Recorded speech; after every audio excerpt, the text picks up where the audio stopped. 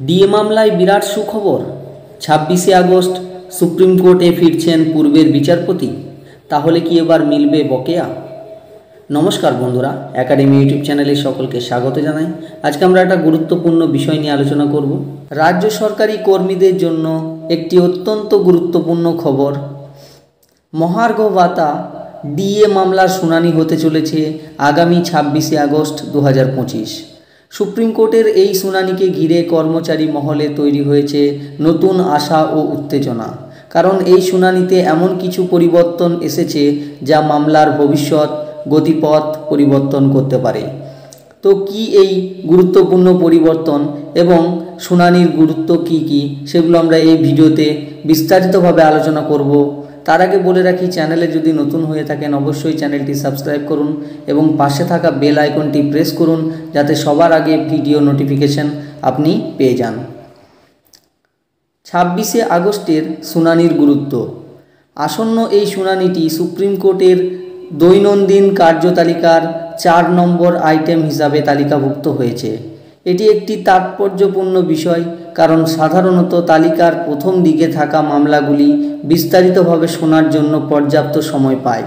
এর থেকে অনুমান করা যায় যে আদালত এই মামলাটিকে যথেষ্ট গুরুত্ব দিচ্ছে এবং সম্ভবত একটি দীর্ঘায়িত শুনানির জন্য প্রস্তুত। রাজ্য সরকারি কর্মচারীরা দীর্ঘদিন ধরে তাদের প্রাপ্য ডিএর জন্য লড়াই করছেন এবং এই শুনানি তাদের সেই লড়াইয়ের একটি গুরুত্বপূর্ণ মোড় হতে পারে। বিচারপতি সন্দীপ মেহতার প্রত্যাবর্তন। এবারের শুনানির সবচেয়ে উল্লেখযোগ্য দিক হল বিচারপতি সন্দীপ মেহতার বেঞ্চে ফেরা। এর আগে বিচারপতি সঞ্জয় করল এবং বিচারপতি সন্দীপ মেহতার ডিভিশন বেঞ্চেই কর্মচারীদের পক্ষে রায় দিয়ে বকেয়া ডিএ 25% মিটিয়ে দেওয়ার নির্দেশ দেওয়া হয়েছিল। পরবর্তী কয়েকটি শুনানিতে বিচারপতি মেহতাকে দেখা না গেলেও 26শে আগস্টের শুনানিতে তিনি আবার বিচারপতি করলের সঙ্গে যুগ্মভাবে এই মামলা শুনবেন। যে দুই বিচারপতির বেঞ্চে কর্মচারীদের মুখে হাসি ফুটিয়েছিল তাদের পুনরায় একসাথে এই মামলা শোনা নিঃসন্দেহে একটি ইতিবাচক দিক। ঐতিহাসিক বেঞ্চ।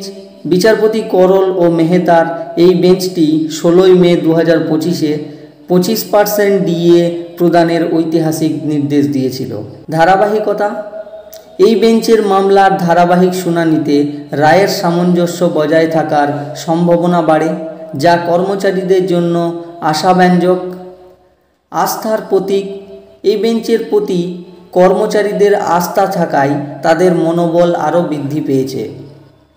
আদালত অবমাননার মামলা। মূল ডিএ মামলার সাথে আরও 3টি আদালত অবমাননার মামলাকে যুক্ত করা হয়েছে। রাজ্য সরকার আদালতের নির্দেশ মেনে নির্দিষ্ট সময়ের মধ্যে বকেয়া ডিএ প্রদান না করায় বিভিন্ন কর্মচারী সংগঠনের পক্ষ থেকে এই মামলাগুলি দায়ের করা হয়েছিল। মূল মামলার সাথে এই মামলাগুলির শুনানি হওয়ায় রাজ্য সরকারের উপর চাপ আরও বাড়বে বলে মনে করা হচ্ছে। আদালত যদি অবমাননার বিষয়ে কঠোর মনোভাব দেখায় তবে রাজ্য সরকার দ্রুত বকেয়া মেটাতে বাধ্য হতে পারে। সম্ভাব্য ফলাফল ও কর্মচারীদের প্রত্যাশা। 26শে আগস্টের এই শুনানি রাজ্য সরকারি কর্মচারীদের জন্য অত্যন্ত গুরুত্বপূর্ণ।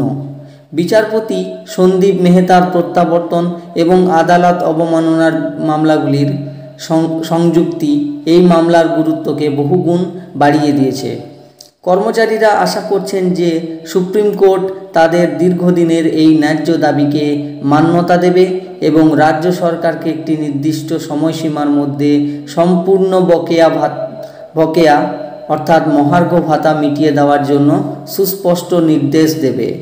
এখন সকলের চোখ সুপ্রিম কোর্টের দিকে। এই মামলার চূড়ান্ত রায় কী হয় তাই দেখার জন্য। তো বন্ধুরা, আজকে এই পর্যন্ত। দেখা হচ্ছে পরের ভিডিওতে কোনো গুরুত্বপূর্ণ আপডেট নিয়ে। ততক্ষণ পর্যন্ত ভালো থাকুন, সুস্থ থাকুন। ধন্যবাদ।